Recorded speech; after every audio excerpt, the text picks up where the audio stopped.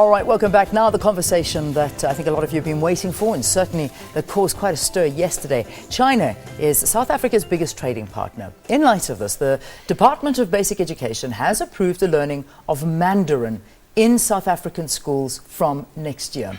Some South Africans are reacting negatively to this news, so we decided to bring Mhlanga from the Department of Basic Education into studio to give a little bit of clarity as to why the decision and what it means for us. It's good morning to you. Thank you so much for coming in to talk to us this morning, Elijah. Morning, thank you.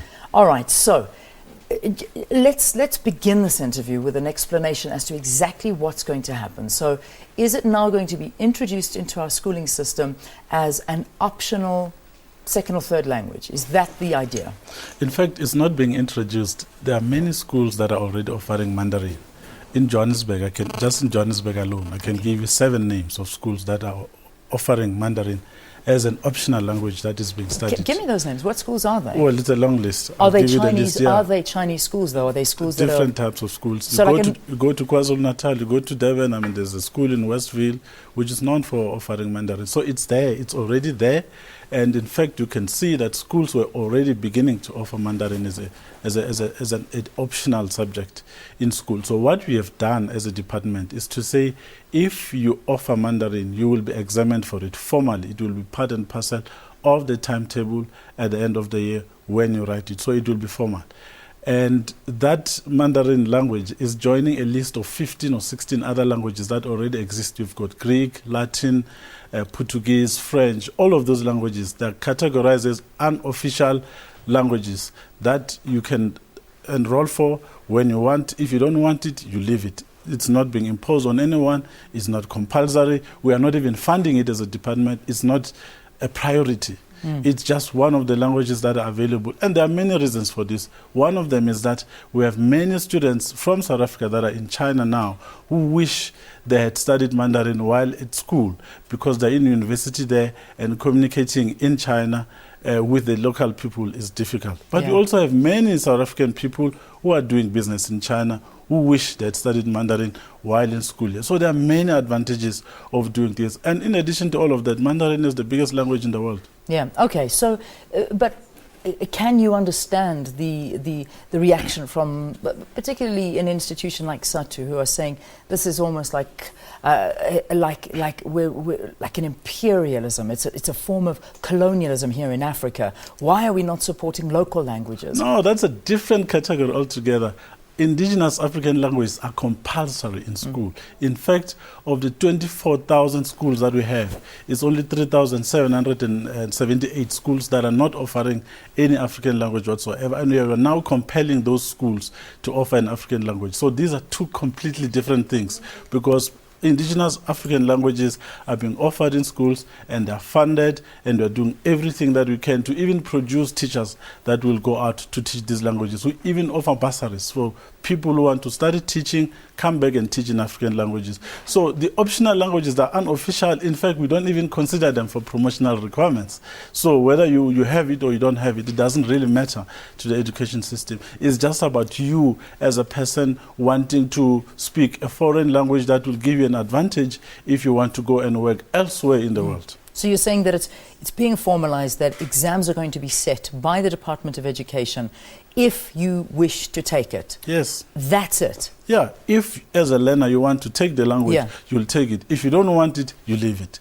If a school wants to offer it, they will have to speak to parents. And as things stand, there's been a demand from parents to have their children study the language. That's why you've seen schools all over the place beginning to offer the language even before we formalized it. So it means that there's a demand. I believe that SATU knows exactly what is happening, that it's an unofficial language, it's an optional language. I think they're just playing politics.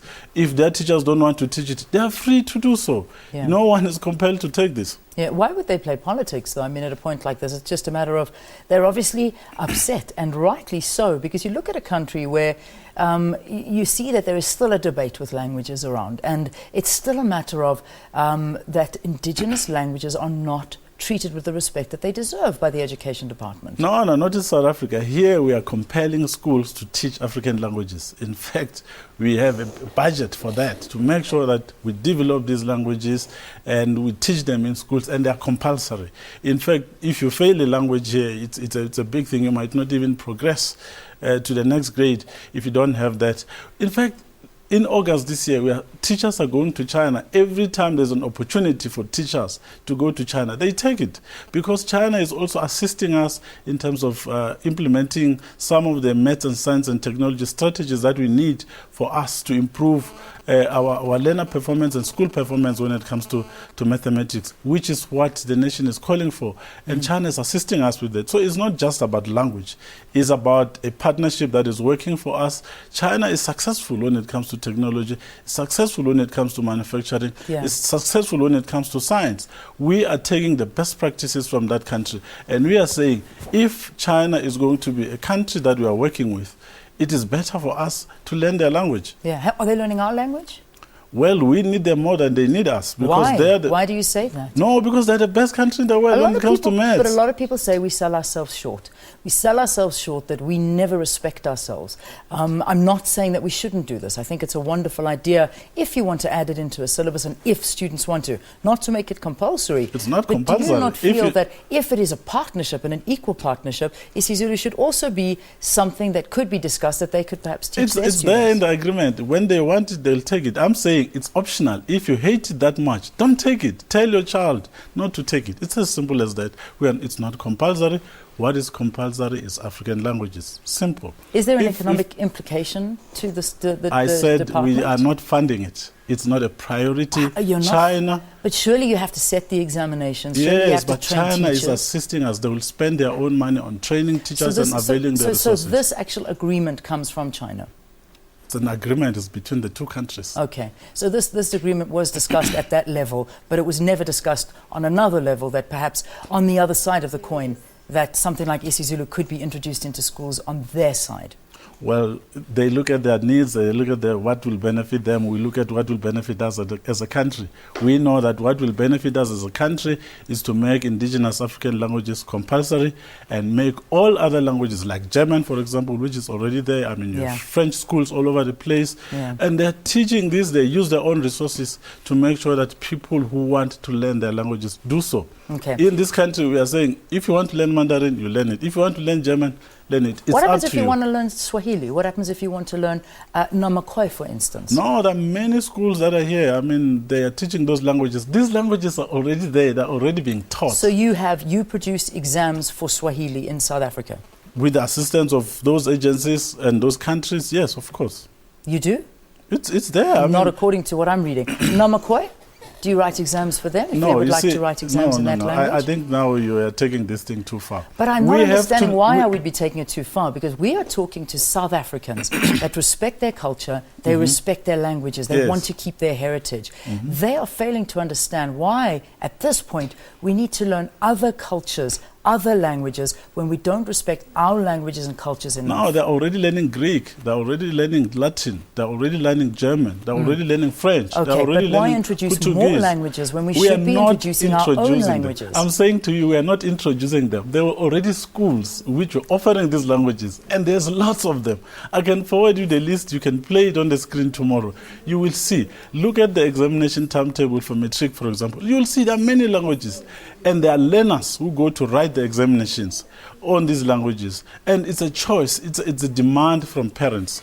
And they want it. There's a demand, it's optional, you take it. If you don't want it, don't take it. Don't take it. It's as simple as that, really. Fantastic. There's no need for panic. People must just relax, take it easy, it's your choice. All right. Well, I'm reading here on Twitter what people are saying. Some are agreeing with you, rightly so, they really are. They're just saying that there is a need for Mandarin. The Department of Education is seeing that there is, people need to understand that in the 21st century, this is from Dudu Msomi, Mandarin is a strategic advantage. That's what some people are saying here.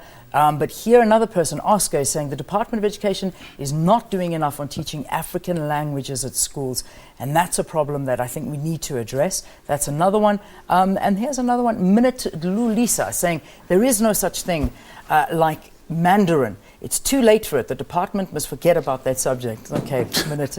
I think they're not going to forget about it. They're going to be doing this one as well. So there you go. It's a debate that's never, ever going to end, but we understand your rationale behind it. But I think what viewers want is just the respect for other African It's there. languages. It's compulsory in school. It's budgeted for. It's a priority. All right, Implementing Elijah. it. Always good talking to you. Elijah Mhlanga from the Department of Education, talking to us about Mandarin being introduced into schools only as an option if you want to take it, not compulsory if you want to take it. All right, Phil. Let's cool things down somewhat. What's happening?